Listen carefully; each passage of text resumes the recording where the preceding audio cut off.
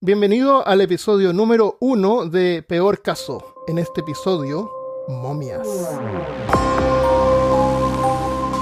Hablándote desde los lugares más oscuros de Austin, Texas, soy Armando Loyola, tu anfitrión en este podcast sobre ciencia, historia y cultura de lo extraño, terrible y perturbador. Junto a mí esta semana está mi buen amigo y coanfitrión Christopher Kovacevic. Buenos días, buenas tardes, buenas noches. Soy el guardián de los secretos desde Curitiba, Brasil, ¿verdad? Brasil. O alguna isla del Pacífico Sur. Eso lo vamos a dejar en... Bueno, bienvenido a este episodio. Vamos a hablar sobre momificación. ¿Qué es la momificación? Bueno, la descripción de la palabra momia se deriva del persa mum, que significa cera, y el árabe mumilla, o cuerpo embalsamado. Y es más que nada el proceso que impide que un cadáver llegue a la putrefacción y puede ocurrir en forma natural o artificial a través de un proceso llamado embalsamación. La intención es evitar la proliferación de bacterias, permitiendo la desecación y conservación de los tejidos. En este podcast nos vamos a referir principalmente a la momificación humana. Christopher, ¿tú sabes qué es el natrón? Me suena como a Ultron. ¿Ultron? ¿Un héroe de Marvel, seguramente? Un héroe, exactamente. No es un superhéroe de la DC. ¿No es una momia? Natrón no es una momia. Natrón es una especie o mezcla de sales usada por los egipcios para secar el cuerpo durante el proceso de momificación. Era puesto sobre la piel y dentro de los órganos para deshidratarlo. Es principalmente una sal. Es como un bicarbonato. Seguramente. ¿Qué es la adipocera? Adipocera, debe ser una resina. Frío. Cera de oídos. Caliente. O tibio. Cera de oídos de abejas. La adipocera es una sustancia parecida a la cera, formada por bacterias anaeróbicas del tejido graso. Se conoce como cera mortuaria. Cuando una persona muere, sobre la piel se produce como una sustancia cerosa. Y eso es la adipocera. Y de ahí viene la palabra momia. O sea, si tú ves una momia, si tú encuentras una momia, seguramente te podrías haber imaginado que era como una estatua hecha de cera. Deben tener la textura de cera. Yo nunca he tocado una momia. ¿Has tocado tú alguna momia? Yo una vez toqué un fósil. Yo una vez toqué un charqui que me estaba comiendo. es que estás comiendo una momia. Prácticamente, para efectos prácticos. Sí. Amigos, si están comiendo charqui ahora, básicamente es la sensación de comer una momia. El charqui, si es que alguien no sabe, en inglés se llama jerky. Y es como una carne deshidratada. Y eso es una momia, la carne se deshidrata, ¿verdad? Se deshidrata, exactamente. Ok, hay una fobia relacionada con las momias que sería la necrofobia. Temor es un temor irracional hacia cosas muertas como cuerpos y también cosas asociadas con la muerte, como ataúdes, cementerios o funerales. La palabra deriva del griego necros, que significa cadáver, y phobos, que significa miedo. Vamos a hablar primero de los tipos de momificación. Hay tipos de momificación que es natural y otros que son manuales o artificiales. Entonces, para hablar primero, creo que tenemos un proceso de momificación natural que se denominaban las momias del pantano. ¿Momias del pantano o algo así? Sí.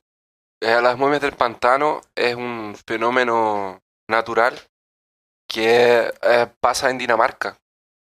Para que exista momificación tienen que haber algunos factores específicos para que sea una momificación natural, porque el cuerpo necesita disecarse, necesita perder los líquidos antes de que empiece la descomposición. Uh-huh. Y como dije antes, para que haya descomposición tienen que existir algunos factores. Por ejemplo, presencia de aire, para que hayan bacterias, para que esas bacterias vayan descomponiendo el cuerpo y eso atraiga bichitos que se van a comer el cuerpo, roedores o cuervos. Estamos hablando de una situación de 2000 años atrás en donde obviamente no habían todas las regulaciones sanitarias que existen ahora. Uh-huh. Pero básicamente momificación es eso, es que el cadáver se diseca, pierde y la piel se queda en un estado como petrificado, una cosa así, Uh-huh. como queda como cuero seco sobre los huesos. Entonces, para que esa momificación natural suceda, tienen que haber algunos factores específicos y esto pasa en lugares como, por ejemplo, de mucho frío, como el Everest, como los Himalayas, Ujú. también en los desiertos, porque son muy secos, son muy áridos. Entonces, antes de que el cuerpo se descomponga, él ya está se disecando. Y en algunos tipos de pantanos, como es el caso del fenómeno que pasa en Dinamarca. Y yo encontré que habían dos momias más relevantes de Dinamarca, que una es el hombre de Tolhund y el otro es el hombre de Graudveil, que tiene algo así como 2400 y 2300 años de antigüedad cada uno de ellos. Wow. Se supone que en este pantano, extranjeros, gente que iba pasando, o ladrones o delincuentes, eran sacrificados a los dioses de la edad de hierro y los lanzaban el cuerpo muerto en medio del pantano.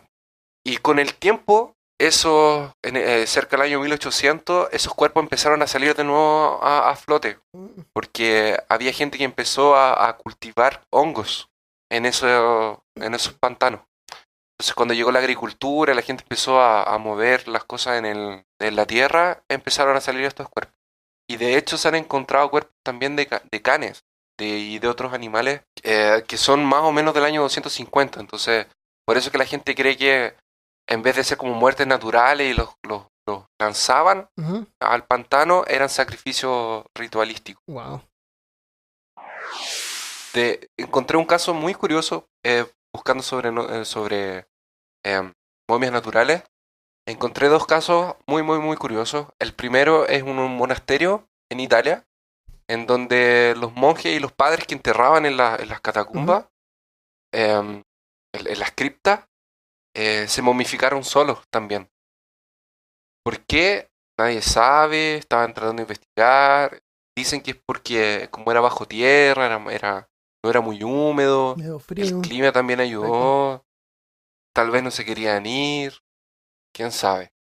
Y en Colombia hay una ciudad que ellos tenían el cementerio en un lugar de la ciudad, en la ciudad de San Bernardo, en Colombia.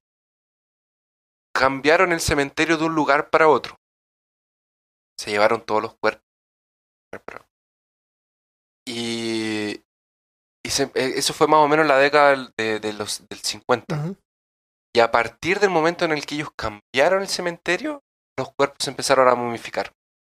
Wow. El cuidador del cementerio, que estaba hace unos 15 años más o menos desenterrando y cuidando los cuerpos que se estaban momificando naturalmente, eh, los empezó a juntar. Los empezó a juntar porque, eh, para quien no sabe, los cementerios cuando llegan a cierto punto, esa persona es exhumada. La sacan y Ujú. la tiran a una pila común para desocupar el espacio.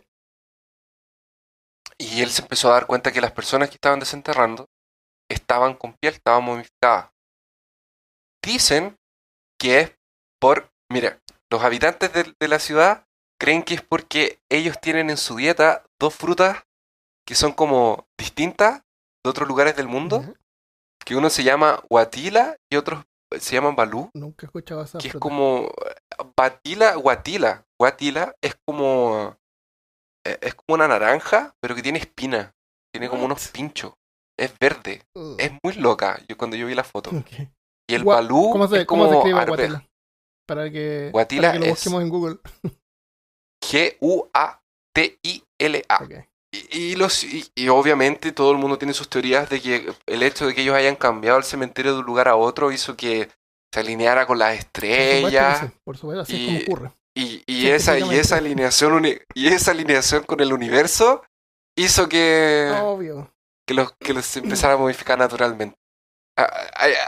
Dicen que era muy chistoso porque en el artículo ellos hablaban así como con la señora Juanita, que decía que era por el agua, Ok. porque el agua era muy natural, ellos no trataban el agua con cosas.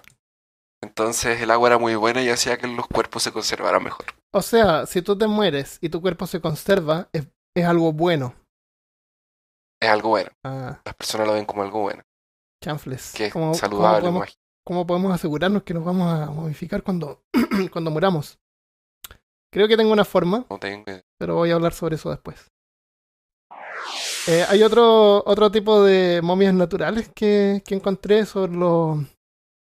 Hay varios escaladores muertos en el Everest, en el monte Everest. En el Everest. Sí. La cima del monte Everest es el lugar más alto del mundo. Tiene 8.800 metros sobre el nivel del mar. 8.800 metros sobre el nivel del mar. Christopher pregunta, ¿a cuánta altura vuelan los aviones? El Everest tiene 8.800 metros sobre el nivel del mar. ¿Tú crees que cada avión que vuela chocaría contra el Everest si es que pasan sobre Nepal? Yo creo que sí. No. Tal vez. Los aviones vuelan a 11.887 metros sobre el nivel del mar. Eso debe ser por el Everest. Seguramente tratan de volar un poquito sobre el Everest porque... Para evitar colisión. Bueno, hay un montón de gente que no sabe esto. No sabe que cuando van volando hacia Nepal para escalar el monte Everest, ya alcanzaron el nivel más alto sobre la Tierra. Y cuando logren escalar el Everest, no van a estar más altos sobre el nivel del mar que cuando viajaron hacia ese país. Viajaron. Pero el desafío es subir. El desafío es subir, sí, obviamente. Estoy bromeando. Oye, ¿será que en el Everest tienen una farol para avisarle a los aviones? No. En el Everest creo que tú subes y hay unas tarjetas de café de Starbucks gratis para siempre. Y eso es lo que hace que tanta gente trate de subir al Everest. Además, videos gratis de Blockbuster. Arriendo. Yo leí que las excursiones que suben el Everest van encontrando tubos de oxígeno. Van encontrando de Van todo. encontrando un montón de cosas en el camino para arriba. Incluyendo personas muertas. Incluyendo personas. ¿Cuánta gente tú crees que ha muerto tratando de subir el Everest? No sé. ¿10? Pero me imagino que bastante gente. ¿1000? ¿1 millón? No, 1000 no. No. No, yo me imagino que unas 100 personas ya deben haber muerto. 282 personas han muerto intentando escalar el monte Everest. Más de los que se saben.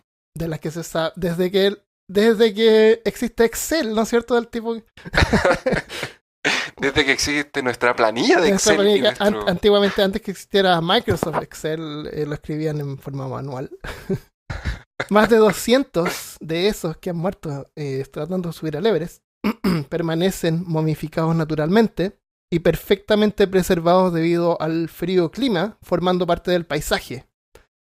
Algunos han muerto de asfixia, congelamiento o caídas.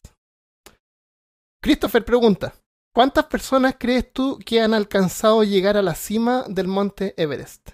Yo no sé por qué la gente trata de subir en eso. Porque hay tarjetas de café de Starbucks y arriendos de Blockbuster ilimitado. ¿Por qué? ¿Qué más? Yo estoy yendo a la cima de un lugar y hay 280 personas muertas en el camino. Yo creo que yo me encuentro con la segunda y yo me devuelvo.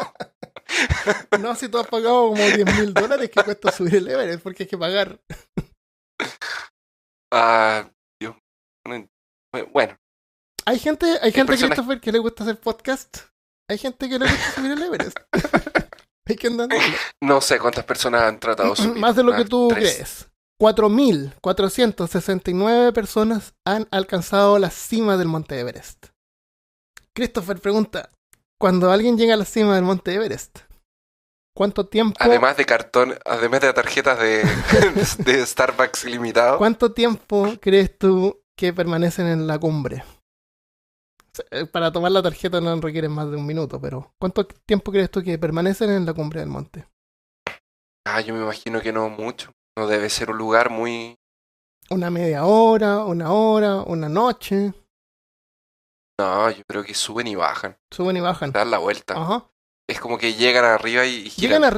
Llegan arriba con el oxígeno, pero justo, porque tienen que llevar tanques de oxígeno, porque no hay oxígeno suficiente ahí. Permanecen en la cima entre 10 a 15 minutos, no más. ¿Ok? Eso es la generalidad de la gente. Hay un tipo loco que se llamaba Babu Christie Chepa, que tiene el récord por permanencia de 21 horas. Él pasó la noche en la cima. Sí, sin oxígeno. Ese tipo murió a los 35 años durante su 11ª expedición al Everest. La montaña reclamó su sacrificio cuando cayó en una grieta y murió. Hay un video en YouTube donde tú puedes ver cuando lo encontraron. No, mentira, voy a cortar eso. Es otro tipo que encontró. Es un ambiente donde cada paso que da el escalador es una lucha y los recursos son extremadamente justos. Y el rescate de los muertos o moribundos es casi imposible. Y los cuerpos son casi siempre irrecuperables. Tienen que ser abandonados, no puedes andar cargando. Son abandonados, pero esos cuerpos momificados se convierten en puntos de referencia que los escaladores utilizan como marcadores en el camino durante su ascenso. George Mallory fue la primera persona en intentar alcanzar la cima del monte Everest en 1924. También fue el primero en morir. Su cuerpo permanece perfectamente preservado en boca abajo en una ladera donde sufrió una caída. El azote del cruel clima por más de 90 años han dejado su ropa hecha jirones y su espalda y gran parte de sus piernas permanecen expuestas. Fue descubierto por escaladores en 1999, quienes lo identificaron, y existe un video del encuentro que tú puedes ver en YouTube. Lo vamos a dejar en peorcaso.com para que lo puedas ver. El momento exacto en que es encontrado, no identificado, pero identifican que es una persona más o menos de los años 20, 1924. Sí, la época dorada de Lovecraft. La época, ¿será que se estaba arrancando de alguna cosa? Fue el primero que trató de llegar al Everest y el primero que no lo logró. Se estaba arrancando de algo más allá de quizás estaba yendo tal vez fue a buscar alguna cosa y lo encontró. Tal vez. Su expresión de horror nos da algunos detalles. Él está boca abajo y permanece ahí. Nos reímos en este podcast, pero piensa en esta historia. El cuerpo de David Sharp permanece sentado en una cueva, cerca de la cima. David intentó llegar a la cima en mayo del 2005. Casi al llegar a la cima, se detuvo en la cueva para descansar. ¿Ya? Tú vas llegando a la cima, estás cansado. David se metió a una cueva, se sentó para descansar. En el mes en el que él intentó subir en mayo, la temperatura puede llegar a menos 20 grados Celsius. El cuerpo de él empezó a congelarse al punto en que, aunque todavía estaba vivo, ya no se podía mover.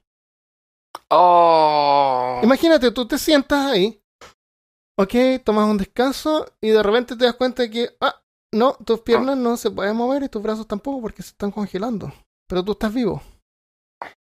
Hay un montón de escaladores que van subiendo al Everest. Más de 30 escaladores pasaron junto a él y lo vieron descansando, ¿no es cierto?, entre comillas, pero algunos oyeron gemidos y se dieron cuenta que estaba en problemas.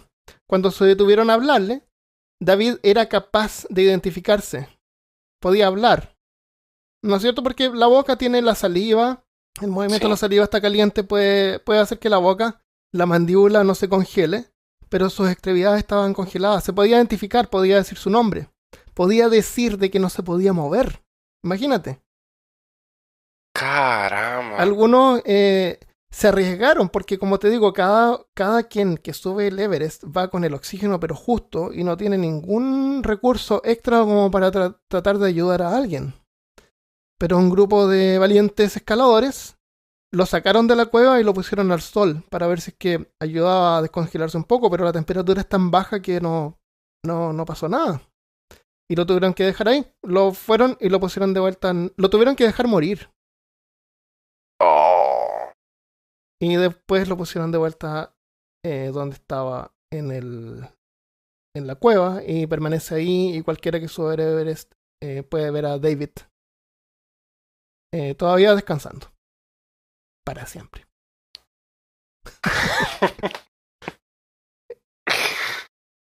Qué horror. Qué terrible, ¿eh? Qué heavy. Es como... Bueno, vamos a hablar de eso más adelante, pero es como la sensación de despertar de ser momificado vivo. Ya. Ok, Entonces, Juanita la dama y del hielo. Juanita, Frozen. la dama del hielo. No Juanita- tiene nada que ver con Lich Juanita King Frozen. de World of Warcraft. Y tampoco tiene que ver con Elsa. Con él, no, tampoco tiene que Let ver it con eso. go. Let it Pero no go. podemos hablar de Disney porque nos podrían demandar. Yo no hablé de Disney. Ok. No vamos a hablar ni de Disney ni de Nintendo. Ni de Nintendo. Si no, Mucho menos podemos hablar de juegos de Disney para Nintendo. no, aparecen los Los hombres de negro. tocar madera. Mr. Loyola, please come with us. Juanita, como se le conoce, la dama del hielo, fue encontrada a 6.000 metros de altura en Perú.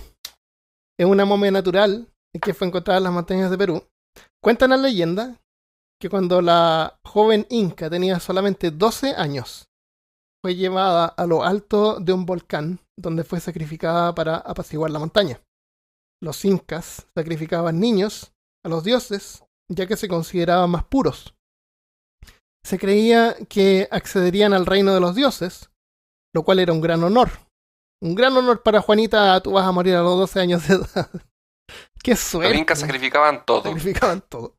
Los incas, cualquier cosa sacrificaban. 550 años después, en 1995, una erupción destapó su lugar de descanso ceremonial y fue encontrada por arqueólogos junto a estatuillas de oro. Fue encontrada junto a estatuillas de oro, conchas de moluscos y varios tipos de plantas. O sea, no era una cosa al azar, era realmente una ceremonia. Una Y ceremonia. realmente sí sacrificaban. No era así como que matar a alguien al azar. Era un sacrificio.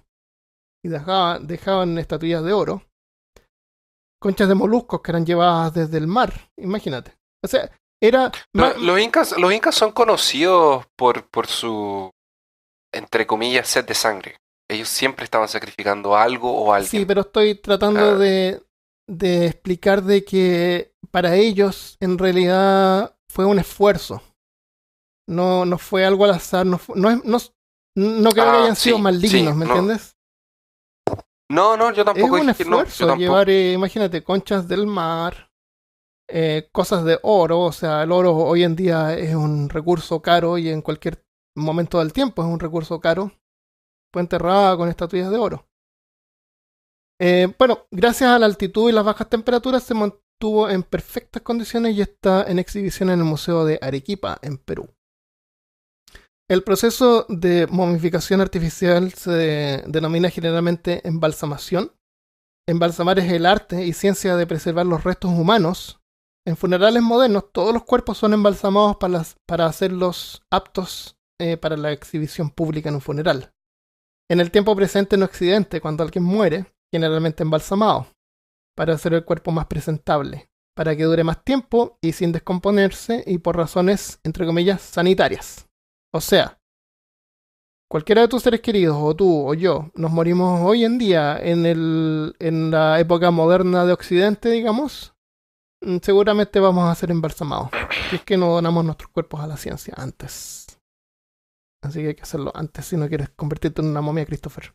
Solo si me puedo levantar y asustar a la gente. El embalsamamiento es un proceso invasivo, en el que los fluidos del cuerpo son removidos y reemplazados por fluido de embalsamamiento, que se compone principalmente en una mezcla de formaldehído y agua. Una parte delicada de la preparación son los ojos. Usar una tapa plástica sobre el globo ocular para mantener la forma natural, y los párpados son pegados con pegamento. Entonces, en la embalsamación moderna ahora te abren el ojo y te van a poner así como un lente de contacto gigante hecho de plástico. Y después cubren el párpado encima. La boca puede ser cosida y la mandíbula pegada con una prótesis dental que la mantiene cerrada. Todo el proceso tarda unos 45 minutos y cuesta desde $500 a $1.300 acá en Estados Unidos.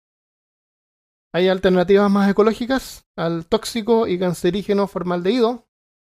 Enterramiento inmediato no requiere de momificación, pero el cuerpo debe ser enterrado en 48 horas. O sea, si tú entierras a tus seres queridos en menos de 48 horas, no necesitas que sea embalsamado. Creo que me estoy inclinando porque me quemen igual que un Jedi. ¿No es cierto? Yo también. O donar el cuerpo. Y si no, que me quemen.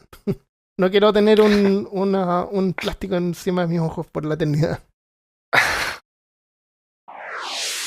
Las momias chinchorros. Las momias de Chin. Las momias chinchorros son las más antiguas del mundo. ¿Tú sabes cuál es el lugar más seco del mundo? Imagino que el desierto de El Atacama. desierto de Atacama es el lugar más seco del mundo.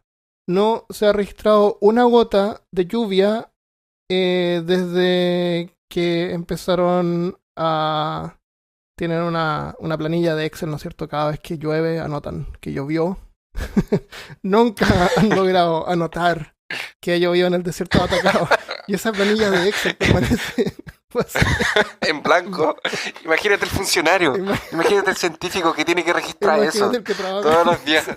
Todos los días llega, se Es sienta una en su escritorio, frustración abre para su él. computador y abre su planilla de Excel y coloca 09 del 2017. Cero. Nada. 0%. Cero.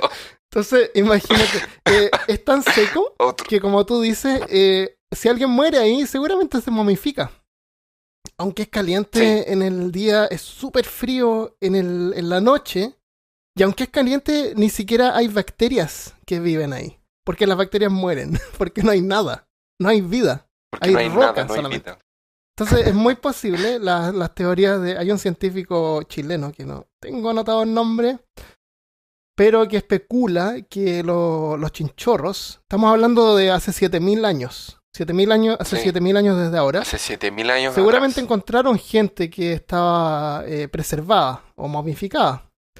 Entonces seguramente notaron, ¡ay, qué buena onda! Sí, vamos a hacer lo mismo nosotros, pero vamos a hacer lo que quede bien. Vamos a asegurarnos de que se momifique. Entonces empezaron Se a momifique. momificar a la gente usando un montón de técnicas diferentes. Y aquí hay una cosa que quiero aclarar, que es sobre la taxidermia o sobre la embalsamación de animales. Cuando tú ves un animal embalsamado, lo único que tú estás viendo del animal es la piel. En inglés se llama, o en latín se llama taxidermia. Dermia es dermis, es piel, ¿no es cierto? De piel. Y taxi significa movimiento.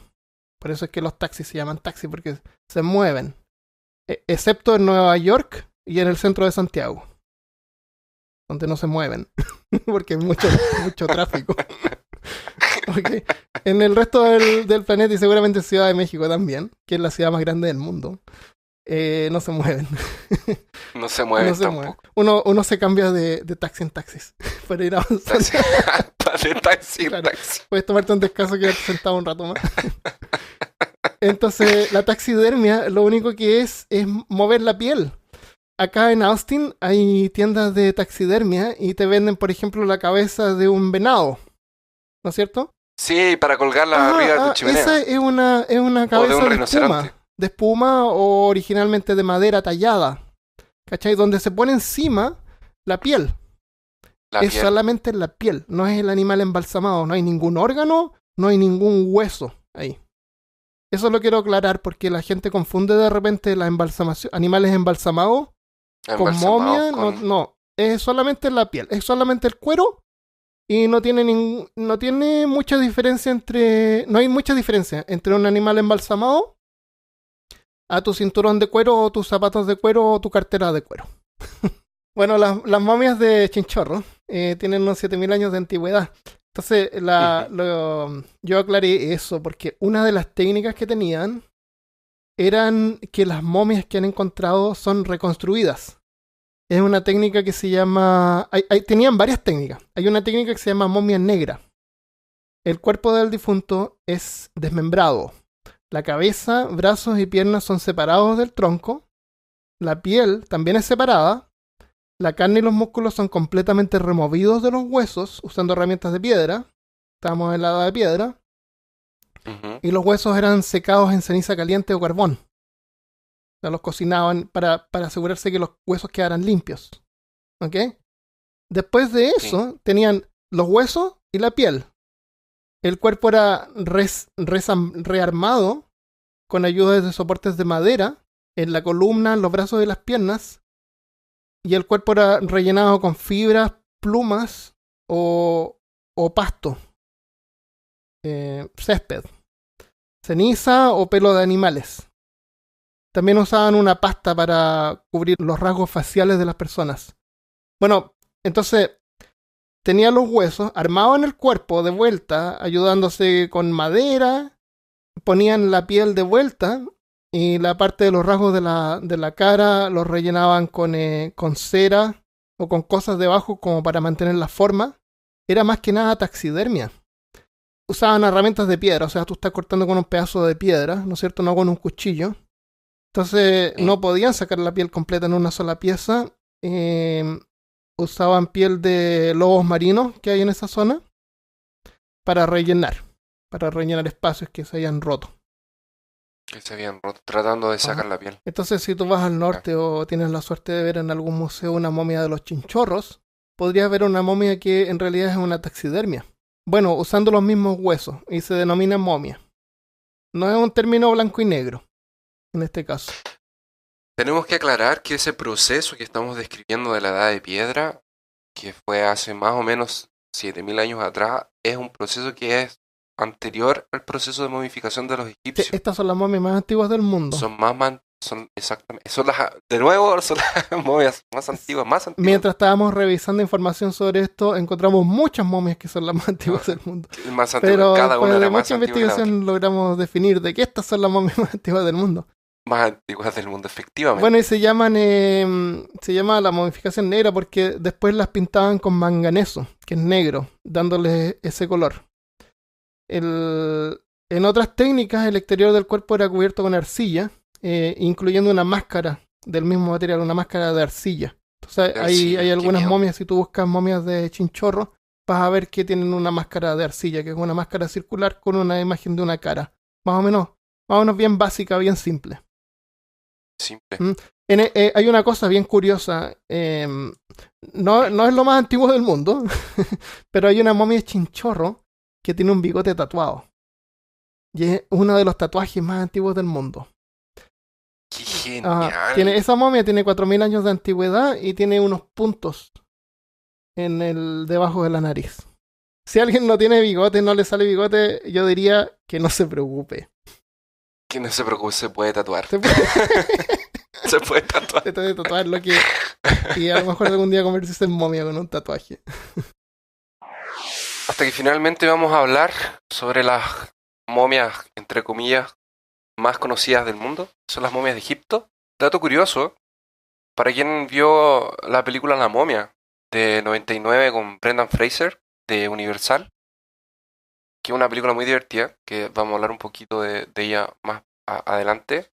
Ustedes van a ver cómo fue... ellos hablan de momificación unas 2 o 3 veces en la película y muestran la momificación en vida que le hicieron a Imhotep, que es la momia. Y es bien, por lo que yo pude investigar y lo que vi en la película, es bien como fiel a lo que hacían. Excepto por la parte de ficción, que le tiran unos escarabajos que se iban a comer eran escarabajos carnívoros que se le iban a comer por mucho tiempo, de a poquito. Las momias en Egipto, la momificación era algo que era exclusivo para la realeza o para personas con dinero, porque es un proceso largo y un proceso caro, que requería de 70 días de trabajo para momificar a una persona. Lo primero que hacían era secar el cuerpo y obviamente retirar todas las partes líquidas, como tú dijiste, las partes que son más blandas. Colocaban fierros calientes por la nariz para drenar el cerebro. Eran calientes. Ajá. Wow. Porque así derretían el cerebro y el cerebro salía de poco. Forma líquida. Salía en forma líquida. Le hacían una inserción por la parte izquierda y le sacaban todo lo de adentro, excepto el corazón y los riñones. ¿Por qué no le sacaban el corazón? Porque para ellos era la parte más importante, junto con los riñones, que era la parte más importante que iba a acompañarlos a la vida después de la muerte. Ellos creían, según lo que sé, es que ellos creían que la conciencia estaba en el corazón, En el no corazón. en el cerebro. Para ellos el cerebro no era importante y por eso lo sacaban. Limpiaban por dentro y los llenaban de especiarías para que no quedaran hediondos. Obvio. Lo llenaban con resina para sellar algunas cosas, que esta resina es una resina natural de árbol, y les colocaban acerrín. Y las partes que ellos sacaban, y esto también se puede ver en la película que mencioné de la momia, quedaban en frasquitos, en 4 frascos. Y cada uno tenía la cabeza de un dios egipcio, que tenían que cuidar como los restos de esa persona. La momificación pasaba porque ellos creían que en algún momento ellos iban a resucitar. Y en la realidad de los muertos ellos iban a necesitar el cuerpo. De hecho, por eso que a los faraones no solamente los momificaban y los enterraban en la tumba de ellos, sino que también les colocaban las pertenencias de ellos y muchas veces a los sirvientes los dejaban en la tumba.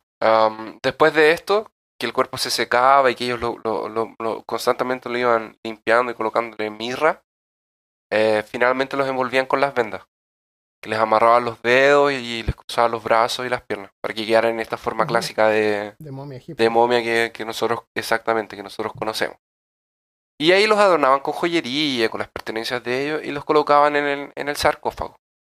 Y el sarcófago generalmente tenía varias partes, eran como el sarcófago que nosotros vemos como el de Tutankamón o el de Cleopatra, que es como este sarcófago grande de oro, y no es el sarcófago, el único sarcófago. Adentro hay varias capas. Son como muñecas Si no me equivoco, rusas.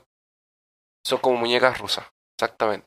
Bueno, y obviamente usaban un montón también de bicarbonato, de carbonato de sodio para ir secando el cuerpo. Lo importante es eso, que el cuerpo disecar el cuerpo lo más rápido posible para que no se descomponga. Y después los colocaban finalmente dentro del ataúd y dentro del sepulcro. Si era un faraón importante dentro de una pirámide, debes conocer a la momia más famosa de todos los tiempos, el rey Tutankamón. Por supuesto. Tutankamón es conocido, para quien no sabe, fue conocido porque encontraron la tumba de él sin ser saqueada. Porque la mayoría de las tumbas eran saqueadas, sí. La mayoría de las tumbas fueron saqueadas, especialmente en la época victoriana. Y durante el tiempo también, o sea, por eso que las pirámides son tan difíciles, de tan difícil acceso, y las puertas son puertas falsas, son piedras atrás de piedra. Porque la gente entraba y se robaba las cosas. Me imagino. Había un montón de gente que sabía que era cosa de meses tal vez para que entraran saqueadores y se robaran las cosas. Por eso que los enterraban con trampas y todo eso. Y aún así no era y piedras grandes. Y aún así no era suficiente. Y especialmente en la época victoriana, es como que existió una fiebre por cosas de Egipto. Y la gente más entraba a robar y más se robaba las momias y más entraba a robar los objetos que se enterraban juntos. Había mercado para eso. Entonces, lo que causó a Tutankamón tan conocido fue que lo encontraron lleno de sus pertenencias y obviamente, junto con sus pertenencias, estaba la maldición de Tutankamón. O sea, en realidad no significa que Tutankamón haya sido alguien muy prominente en la historia de Egipto. No, de hecho él fue bien desconocido. O sea, fue joven, murió joven, Okay. Murió bien joven y fue el último faraón de la 18ª dinastía. Yeah. Y en la puerta de Tutankamón decía que quien abriera este túmulo sería maldicionado. ¿Eso es verdad o es solamente de la película? No, es verdad. Cuando entraron a la tumba de Tutankamón se murió un montón de ¿En gente. serio? Que entró por la primera vez, sí. De hecho, también por eso fue conocido, porque la maldición de él era eso. Se murió muchos de los... incluso el arqueólogo también se murió. Pero por la maldición de ¿cuándo lo Tutankamón. encontraron? Hace más de 100 años. Todos Sí. obviamente se van a morir, ¿no? Pero es que se murieron luego, después de haber abierto la Qué tumba. coincidencia, ¿eh? Qué conveniente. Que para mí, qué conveniente. Exactamente, pues, si tienes un letrero al frente que dice no abras porque vas a morir, Ujú. tú creo que deberías respetar eso. Después descubrieron que en realidad eran hongos, Ah, que aspirar el aire de adentro de la tumba ujú. estaba contaminada con hongos muy tóxicos. Entonces los primeros que entraron respiraron ese aire y se Ya murieron. sabía que había Yo una creo, razón científica. O sea, si hubiera sido Scooby-Doo, los hongos hubieran dicho, si no hubiera sido por estos chicos, mi plan había... los habría matado a Yo todos. creo, mi teoría personal es que esos hongos no estaban ahí por casualidad. Una cosa... Interesante. Christopher era arqueólogo, tiene una tesis. Exactamente. ¿Tú crees que lo pusieron de propósito porque sabían que esos hongos iban Porque a sabían que prevalecer? exactamente. O sea, los hongos, ¿no es cierto? Tú pones un hongo, los hongos tiran esporas. Y esas esporas no se activan hasta que sea el momento, hasta que hasta que estén Apropiado. las condiciones adecuadas. Y pueden durar por varios años. Por- ¿Eso lo y- inventaste tú, Christopher, porque es interesante o lo leíste en alguna parte? ¿Qué cosa? De que las esporas podrían haber estado ahí en forma a propósito. ¿O fue una casualidad? Ah, no, lo inventé yo. Ok, pero Lo interesante inventé yo. tesis. Y El- de hecho, apenas me esté muriendo me voy a comer unos hongos para que si alguien roba mi cuerpo, las esporas los maldigan. no, la verdad es que no lo sé porque como fue... Nosotros no sabemos si las otras tumbas que saquearon también se murieron después de que saquearon. O sea, este mito puede ser. de que las tumbas estaban malditas era una cosa que venía antes de Tutankamón. Bueno, los egipcios tenían una fascinación, ¿no es cierto?, por la vida eterna. Tenían también, vida igual eterna. que la religión cristiana, de que uno se muere, se va al cielo, hay una vida después de esta. Ajá. Y la forma de preservar el espíritu, y más que nada en cuerpo, era siendo momificado. Entonces, los egipcios tenían varios dioses. Anubis, que es el dios de la muerte, tenía un templo. Entonces, tú cuando vas al templo, ¿no es cierto? Afuera hay varias tienditas y gente vendiéndote cosas. Y entre las cosas que te pueden vender son momias de perros, porque Anubis es este dios con cabeza de perro. Ujú. Entonces, sacrificaban perros para momificarlos, para que la gente que fuera a visitar el templo los comprara y los diera en ofrenda a Anubis. Encontraron un nicho, un hoyo debajo del templo con 8 millones de momias de perro. El 90% eran caninos. También encontraron algunos chacales y otros animales, pero el 90% de 8 millones de momias eran perros. Y muchas de ellas que encontraron eran perros que no tenían más de un día de vida. O sea, había gente que tenían perras embarazadas constantemente para ir pariendo y apenas nacían las crías, los embalsamaban y los vendían a la gente. Habían embalsamadores, no todos eran, ¿no es cierto?, con la misma reputación. Y hay varias momias de animales que han encontrado que, no sé, pues se te muere tu gato favorito y lo mandas a embalsamar y te das cuenta que la mayoría de adentro es madera. O tú compras una momia para dar en sacrificio a los dioses y más que nada es madera, o sea, por un perro podían ser 2 o 3 momias. Había un montón de timos de ese tipo. ¿Alguna vez te preguntaste cómo luce una momia después de que le sacan los vendajes? Todos los días después del trabajo. ¿Sabes quién más se preguntó eso? ¿Quién? El señor Thomas Picgrews. Él es un señor que vivió en el año 1834 y que este señor no tuvo nada mejor idea de hacer una fiesta temática de Egipto. Y como atracción central estaba el desenrollar una momia. Desenrollar una momia. Sí. Tú sabes como el papel confort, cuando sacas papel confort y empieza a girar. Ajá. La colocaron en pie y dijo 1, 2, 3. Ay, Y tiró una venda y se empezó es que a en ese desenrollar. tiempo no tenían estos spinners que hay ahora. Fidget spinners. Usaban momias. Momia Qué spinner. terrible. Eso era una Y- época pre-ciencia. Era una época presidencia que justamente fue en la escuela de cirujanos. Por supuesto. Respetable Qué escuela de terrible. cirujanos Y hoy en día, que o sea, comparándolo hoy en día, si descubren una momia, toman análisis del aire, de la temperatura, de la humedad, y si la ponen exactamente en un museo, está en una cámara que está en una mantiene el cámara ritmo, aislada, mantiene y si quieren ver qué hay debajo de una temperatura. venda, la ponen en un escáner, y tiene que ser al, no sé, Stephen Hawking tiene que ir a verlo porque no se la dan a cualquiera. Son cuidadosos de preservar lo que encuentran, Pero imagínate, en 1800 había tanto seguramente. que vamos a abrir. Ajá, Tú sabías incluso que una costumbre, una buena ajá. costumbre para, para llegar a una fiesta, cuando te invitaban a una fiesta, tú ¿Llevar una llegabas momia? con llevar una momia. Llegabas con una momia debajo del brazo. Así que es exactamente. Podías llegar con un. Si ibas a una fiesta, podías llegar con un whisky en un brazo y en el otro ibas con O una sea, momia. 12 años de antigüedad, 5.000 años de antigüedad. De verdad. Eso de ahí lo leí en Estamos una. hablando Lo leí en de una- gente rica, de gente con plata. de gente rica, de la aristocracia, exactamente. Y tenía dinero para Ah, contratar, para obvio. comprar momias en el No deben mercado haber negro. sido baratas. No, yo también creo que no. Pero deben haber tenido tantas momias. Cuando tienes algo en exceso, creo que no le tomas El el valor. cuidado y el valor que realmente tiene porque hay mucho. Tengo información sobre las momias ahumadas de Nueva Guinea. En Nueva Guinea tenemos otro ejemplo. En la tribu Coque y Oiwa, se llaman, momifican gente importante usando humo para preservar el cuerpo. O sea, eran ahumadas. Igual que el jamón, Christopher. La idea era poder exhibirlo. Era un gran Era un jamón. gran jamón, el gran jamón.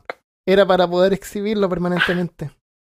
El proceso tardaba más o menos 30 días y lo hacían dentro de cabañas o chozas donde ahumaban los cuerpos. Hay científicos ahora que han ido a esos lugares y han ayudado a estas tribus para poder reparar las momias porque el proceso que tienen es súper básico. O sea, aparte de ahumarlas no hacían más y están perdiendo partes y pedazos.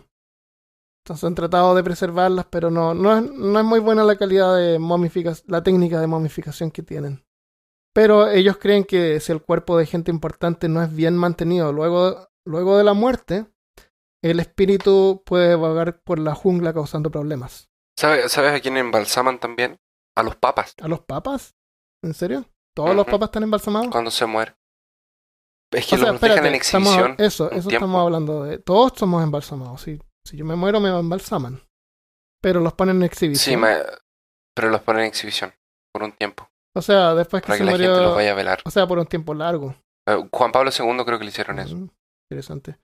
Tal vez estoy hablando algo que me estoy confundido y si alguien que nos está escuchando sabe la verdad, puede escribirnos y darnos un codazo. ¿Cómo le vamos a poner a nuestros errores? No sé, bueno, en el peor de los casos pueden haber errores, ¿no? La cosa es que como te digo, a todos nos embalsaman. Y si alguien prominente, alguien famoso, se muere, seguramente le van a poner más cuidado al proceso, ¿no es cierto? Y Exacto. seguramente va a durar, va a ser preservado va a Más durar más tiempo. tiempo, sí. Eva Perón, no tengo información anotada, pero Eva Perón fue embalsamada por un médico famoso en Argentina. Un médico que tenía una técnica secreta para embalsamar. Él embalsamó a un mendigo que estaba en la puerta del hospital. Cuando el mendigo murió, él lo tomó y lo embalsamó. Y la cabeza está en algún museo por ahí en Buenos Aires. Y la cabeza está pero perfectamente preservada. Él embalsamó a Eva Perón. Y por algún problema político, que no lo tengo bien claro, la tuvieron que exhumar en algún momento y cambiarla a otro cementerio. La gente que la exhumó se sorprendieron porque ya habían pasado como, no sé, imagínate 20 años, lo bien preservada que estaba. O sea, si tú vas ahora y abres la tumba de Eva Perón, vas a ver a Evita Perón ahí mismo, frente de tus ojos. Caramba. Una cosa curiosa es que cuando la exhumaron, alguien le cortó un dedo, como para guardarlo como reliquia. Oh, y por eso ahora ella se camina por las calles de Buenos Aires matando gente buscando su dedo de vuelta. ¿Saben quién está en exposición también? Que tú puedes incluso visitar y pagar para ¿En ver serio? ¿Hoy en día? a Lenin. Vladimir ¿En Lenin. serio? Solo sé que está en exhibición y que puedes pagar un par de monedas rusas, que no sé cuál es la moneda rusa, para, para verlo. Otra forma de momificación artificial es la momificación voluntaria, que tú te haces a ti mismo y se inicia en vida. Se llama automomificación. Ah, Qué rico, ¿eh? Dios Christopher mío. pregunta, ¿qué es el ascetismo? No creer en ¿No es acentos. cierto? ¿No es cierto? ¿De verdad? De verdad. Los acentos son importantes, chicos. Siempre pongan los acentos. Demos gracias a Imhotep y a todos los otros dioses de que solamente en español tenemos acentos hacia la derecha y no como Christopher acá que tiene que estar poniendo acentos para la derecha, a la Poniendo- izquierda, abajo, debajo, para y todas partes. circunflexos. Circunflexos. Circunflexos en Cre- portugués. exactamente, que es el acento que tiene el vocé. Oh my God. Ah, o sea, aquí es como una casita. Y es por eso que yo no sé hablar portugués. No sé escribir. No, qué terrible. No me imagino cómo debe ser el teclado. Yo uso un teclado en español, la verdad. Bueno, el ascetismo no tiene nada que ver con teclados. Es la práctica filosófica o religiosa que busca purificar el espíritu por medio de la negación de placeres materiales y cualquier lujo. Los fakires, esos de las leyendas que cuentan que duermen en camas de clavos, son ascéticos musulmanes, porque la comodidad es un lujo que debe ser negada. Esto tiene también que ver con el Dharma, con la filosofía hindú. No me quiero alejar un poco del tema, pero más que nada para hacerte una idea. Entra la historia del Buda, que era un príncipe súper rico, millonario, fue a pasearse por el pueblo. Él nunca había salido de su castillo. Y lo llevaron. Y de repente va y encuentra una persona así que estaba enferma, ¿cachai? En la calle, así estaba enferma. Y el que manejaba el carruaje así le dijo, no, si la gente se enferma. Todos nos enfermamos de repente. Después, más adelante, se encuentra con un muerto. Estaba muerto así. Y eso, ¿qué le pasa a esa persona así que no se mueve así? No, se murió, o sea, todos nos vamos a morir algún día. El Buda, o Sagartadattama o algo así era su nombre real, su padre lo protegió sobre todo eso, nunca le mencionaron que él iba a morir. Él no sabía sobre eso. Perdón, antes de encontrar al muerto encuentra a una persona vieja, a un anciano. Él nunca había visto a un anciano y le pregunta, ¿y qué le pasa a eso? Bueno, él envejeció, todos envejecemos. Todos vamos a envejecer algún día, todos nos vamos a morir, todos nos vamos a enfermar. Entonces él se da cuenta de que esto es como un ciclo. Y ellos creían en la reencarnación. Tú vas a volver a la vida y te va a pasar lo mismo de nuevo. Te vas a enfermar, vas a envejecer y te vas a morir. Y esa es la rueda Dharma, que se llama, que gira y gira. Llegar al nirvana significa no seguir girando en esa rueda, no seguir este proceso, nunca más revivir, reencarnarte para envejecer de nuevo. Entonces quienes trataron de romper este ciclo se llamaban ascéticos, y ellos pensaron de que había que negar cualquier comodidad, cualquier cosa que te hacía humano, era como que la negaban. Comían lo mínimo posible y por eso son súper flacos. Por ejemplo, caminar en dos piernas es un lujo. A lo mejor basta con que tú saltes en una sola pierna o te cortes una pierna. ¿Te das cuenta? Eran súper extremos. Y él se dio cuenta de eso, dijo, no, yo voy a pensar sobre esto. Bueno, se fue. Y la diferencia contra el Buda, porque si tú te das cuenta, el Buda es como siempre gordito. No tiene nada que ver con el ascetismo, es lo contrario. Él se dio cuenta, mira, para alcanzar el nirvana en realidad no hay que hacer eso. Y él tiene su filosofía que sigue hasta ahora y es otro tema que podemos indagar en alguna otra oportunidad. Pero los ascéticos son esta gente que cree que hay que sufrir y comer lo mínimo. Y no sé, hay algunos eventos que hacen en India, por ejemplo, donde se pinchan un ojo. Yo diría que es un lujo Pero tener dos no. ojos y con uno te basta, ¿no? Es como lo mínimo así, Eh, y mueren, y ellos cuando mueren alcanzan el nirvana, o eso es lo que ellos esperan. Hay algunos monjes en Japón que tenían la misma mentalidad.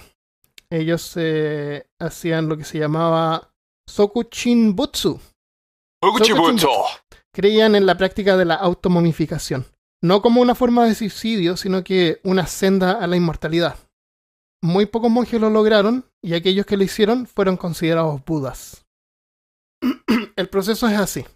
Durante 3 años, los sacerdotes comían una dieta especial que consistía solamente en nueces y semillas, cosas secas, y tomaban la mínima cantidad de agua posible, mientras practicaban un régimen de actividad física extenuante para poder deshacerse de toda la grasa corporal.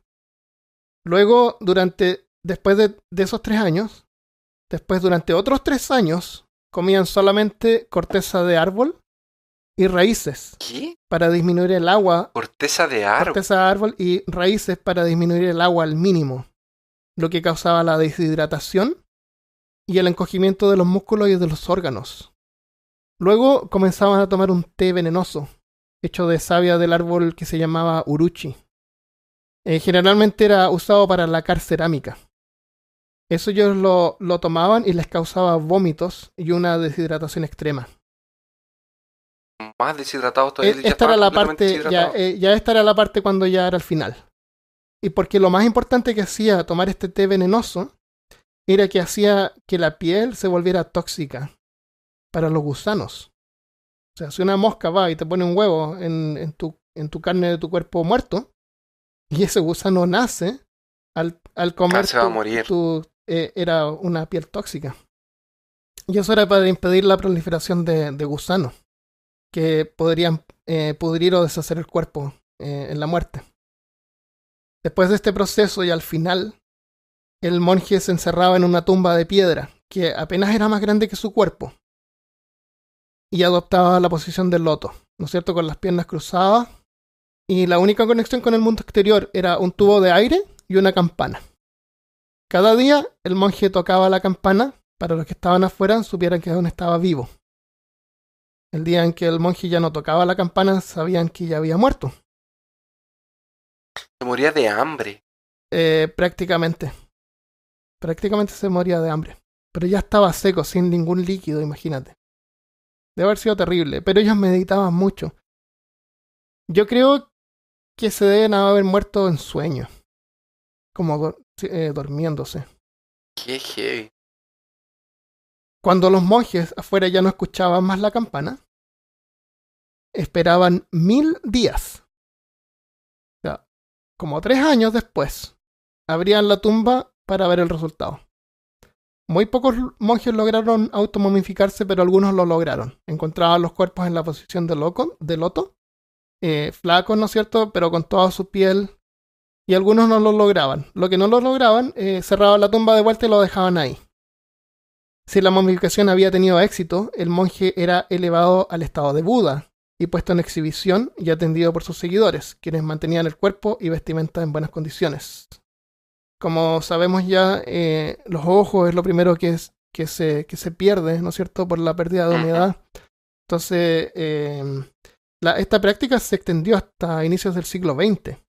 Y una de las más famosas es la momia de Luang Pho Dang, que murió a los 79 años de edad y permanece en exhibición hoy en día, súper bien preservado. Los monjes le pusieron unos lentes de sol para cubrir las cuencas de los ojos y para hacerlo menos perturbador para los niños y los visitantes que acuden a dar sus respetos. Y tú puedes ir hoy en día y ver al monje con lentes oscuros. Súper top. O sea, una momia top. Vamos a dejar imágenes sobre esto en ¿A quién se le ocurrió eso? ¿Quién pensó en eso? No me imagino. ¿A quién se le ocurrió automomificarse? Automomificarse. ¿Por qué? Porque es el último sacrificio. ¿Por es qué? el ultimate sacrifice. ¿Para qué? ¿Para qué? Para convertirse en un Buda. En este monje, Luang Pho Dang, análisis modernos vieron que su dentadura está súper bien preservada, los órganos todavía los tiene adentro, y hay cavidades en el cuerpo que hay unas especies de geckos que viven en esa área que lo usan para poner huevos. O sea, es un nido de geckos. Nido de geckos. Sokuchibutsu. No para nosotros. Sokuchibutsu.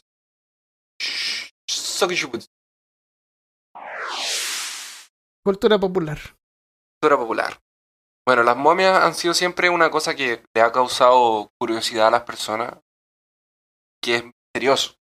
Una cosa antigua, una cosa bien preservada, una cosa que está oculta. La momia no es una cosa que está en exhibición, excepto en Japón, que los japoneses Y en exhiben Rusia. todo. Y en Rusia.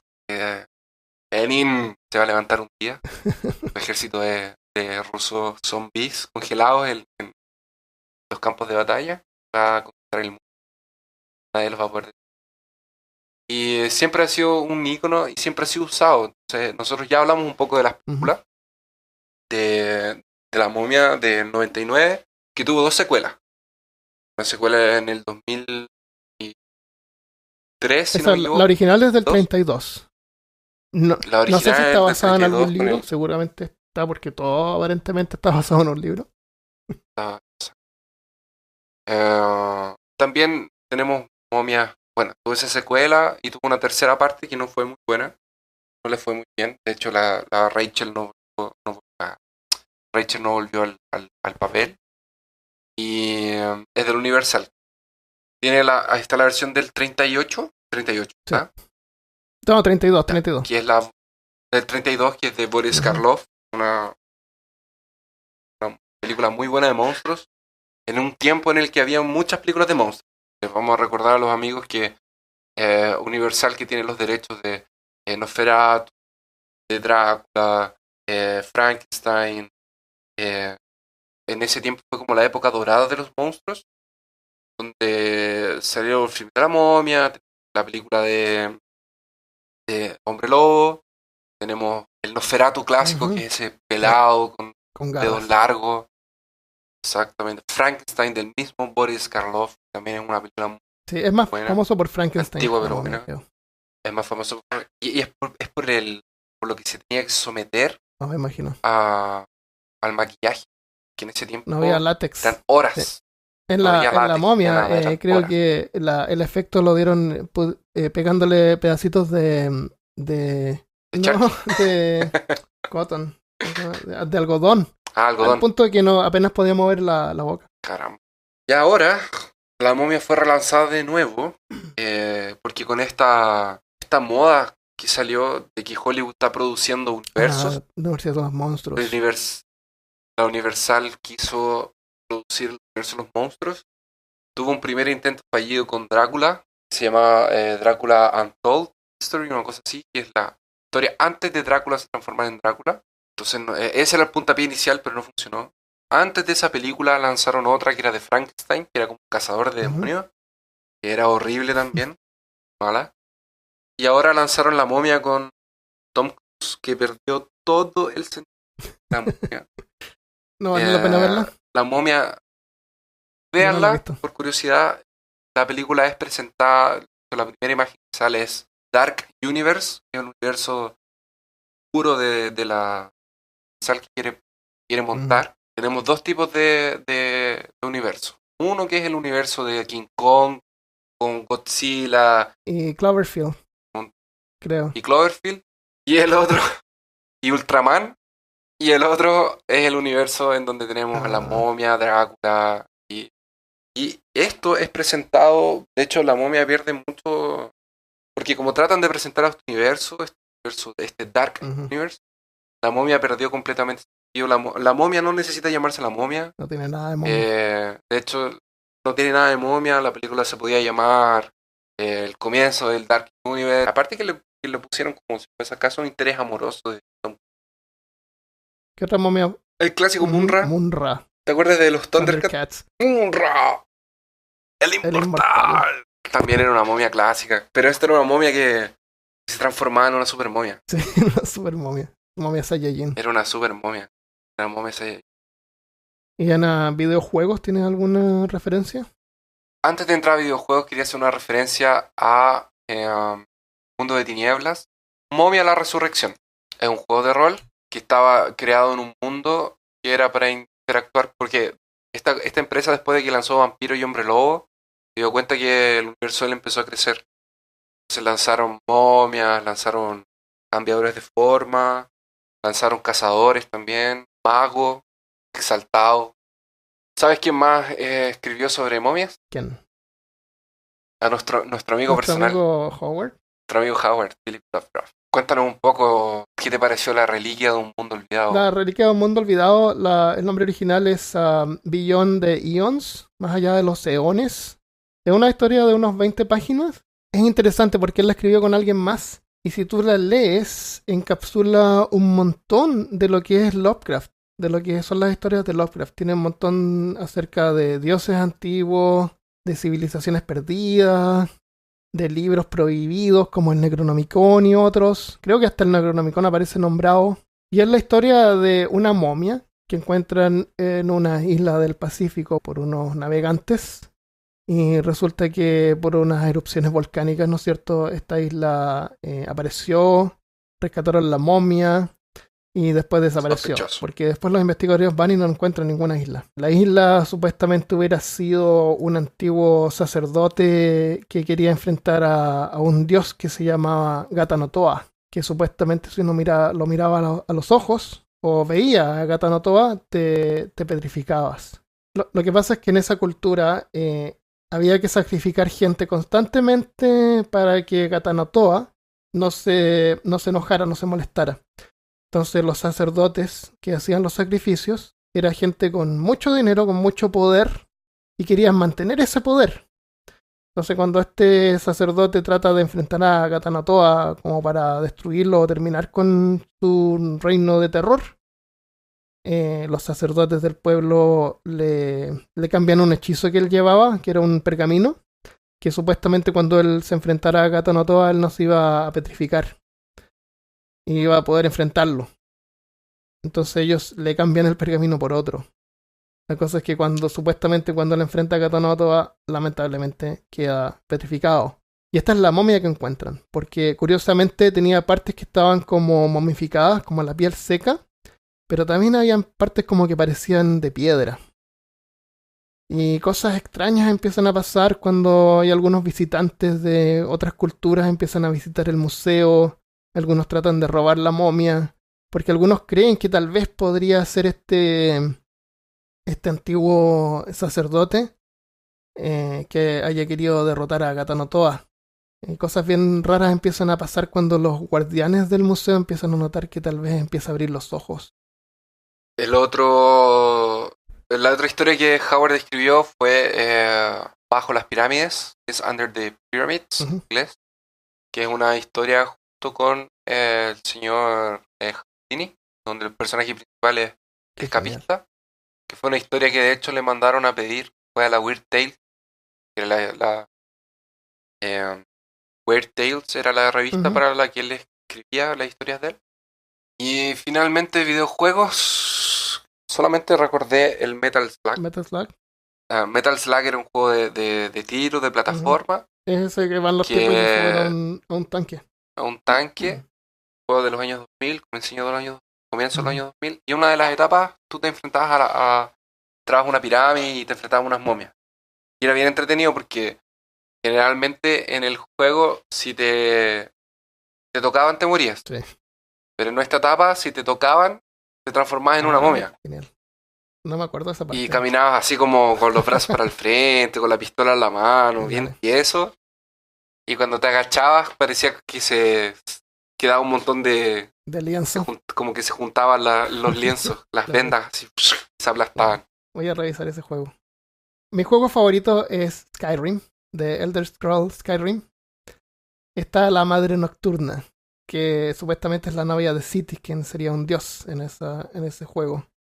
Es una deidad que simboliza el vacío y patrono de la Hermandad Oscura, que quien ha jugado Skyrim sabe que es una hermandad de asesinos. Cualquiera que desee que alguien sea asesinado, le reza a la Madre Nocturna realizando lo que se llama el Sacramento Negro. La Madre Nocturna extiende estas peticiones al oyente, que es un miembro elegido de la hermandad de asesinos, quien puede pasar la tarea a otros de los oradores que se llaman o realizar el trabajo él mismo. En el juego, si tú no matas al enviado de la Hermandad Oscura, porque tú lo puedes matar y ahí termina la historia, tú te conviertes en el oyente. Y lamentablemente mientras estás jugando el juego, este es un spoiler alert, tú te tienes que esconder en el sarcófago donde está la madre oscura, que es una momia. Y cuando tú estás escondido dentro del sarcófago, escuchas que la momia se ilumina y te habla. Es muy creepy. No. Sí. Y desde ahí en adelante te va a susurrar nombres de gente que tienes que asesinar.